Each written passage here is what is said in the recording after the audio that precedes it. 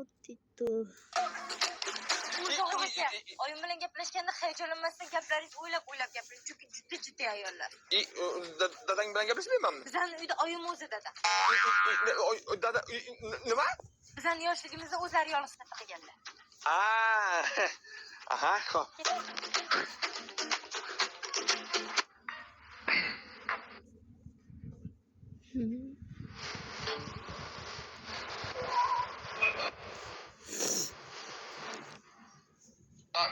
Men o'paymonligini aytmading. Bo'lmas, oyim. Assalomu alaykum. Oyi, sizlar tanishtiringlar, men hozir choyga qarang. Xo'p, baroqat. Qizingizni yolg'iz katta qilganmisiz? Erkeklarning hammasi bir go'r. Xizmatkor biladi. Men itdek vafodorman, lekin men sodiqman. Men xiyonat qilmayman lekin, opa. Ochuvchi men ayrim bir erkaklar aytmam.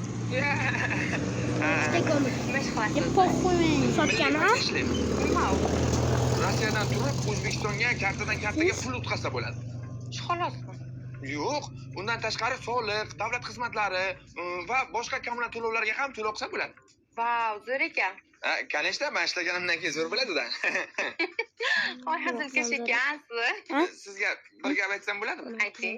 Onasini ko'rib qizini ol deyshadi, lekin qizini ko'rib onasini oladigan ekansizda.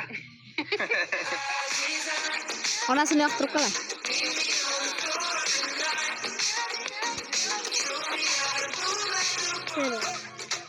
Tanishib bo'ldinglarmi, jon? Jonmas, dadajonda qizim. Hazilingiz qursin, hazillashmoqsizmi?